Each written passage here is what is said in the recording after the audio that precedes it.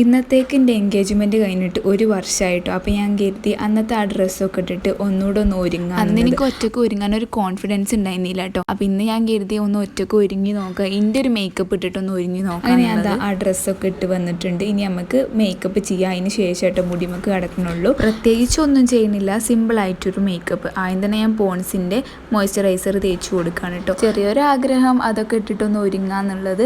അതിന് ശേഷം ഞാൻ അതവിടെ അക്വലോജിക്കിൻ്റെ സൺസ്ക്രീൻ എന്നിട്ട് അതും നന്നായിട്ടൊന്ന് ബ്ലെൻഡ് ചെയ്ത് കൊടുക്കുകയാണ്. നമ്മൾ ഗെറ്റ് റെഡി വിത്ത് മീ ഒക്കെ എടുത്തിട്ട് ഇപ്പോൾ കുറേ നാളായില്ലേ.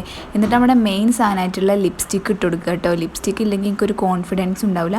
അപ്പോൾ അതിന് തന്നെ ഞാനൊന്ന് ലിപ്പ് ലൈൻ ചെയ്ത് കൊടുക്കുകയാണ്.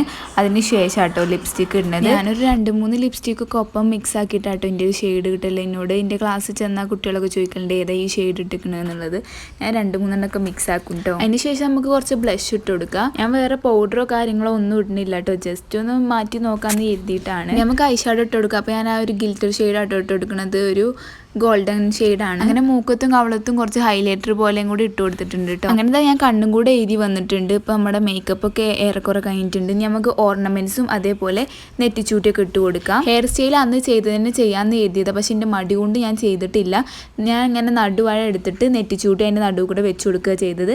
അങ്ങനെ ഇതാ നമ്മൾ മാല ഇട്ട് കൊടുക്കുകയാണ്. നമ്മൾ വളകളൊക്കെ ഇട്ട് കൊടുക്കുകയാണ് കേട്ടോ. വളയും പിന്നെ അതേപോലെ തന്നെ മോതിരവും പിന്നെ കമ്മലും ഉണ്ടായിരുന്നു. പക്ഷേ കമ്മൽ നമ്മൾ ഓൾറെഡി സ്വർണ്ണം ഇട്ടുകൊണ്ട് പിന്നെ അത് മാറ്റാൻ നിന്നില്ല. അപ്പോൾ നമ്മളെ ഫൈനൽ ലുക്ക് ഇങ്ങനെ കേട്ടോ വരുന്നത്. അപ്പോൾ ഞാൻ ബൈ പറഞ്ഞപ്പോഴാണ് എനിക്ക് ഓർമ്മ എൻ്റെ ബൊക്ക അവിടെ ഉള്ളത്. അപ്പോൾ ഞാൻ അതും കൂടെ പിടിച്ചിട്ട് ഒന്നും കൂടെ കാണിച്ചതാണ്. അപ്പോൾ എനിക്ക് നല്ല ഇഷ്ടമായിട്ടോ ഈ ഒരു ലുക്ക്. അപ്പോൾ ഇതാണ് നമ്മളെ ഇന്നത്തെ ഒരു വീഡിയോ.